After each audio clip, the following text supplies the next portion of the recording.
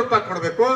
ಕಾರ್ಖಾನೆ ಪ್ರಾರಂಭ ಆಗತ್ತ ನಮ್ದೇನು ಬಾಕಿಯನ್ನ ಕೊಡ್ಬೇಕಾಯ್ತಲ್ಲ, ಕೊಟ್ಟು ಚಾಲು ಮಾಡ್ರಿ ಕಾರ್ಖಾನೆ. ನಾವು ಅವರು ಕಾರ್ಖಾನೆ ಚಾಲು ಮಾಡಿಬಿಟ್ರು.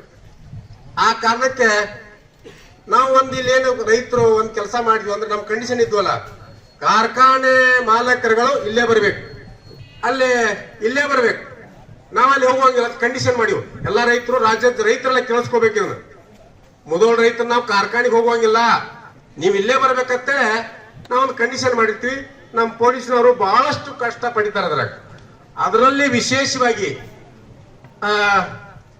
ಅಡಿಷನಲ್ SP ಅವರು ಏನವರು ಮಹಾಂತೇಶ್ ಜಿದ್ದಿ ಅವ್ರ ಅಂತೇಳಿ ನಿಜವಾಗಿ ಈ ಕೂಡಿದಂತ ರೈತರು ನೀವು ಅರ್ಥ ಮಾಡ್ಕೋಬೇಕು.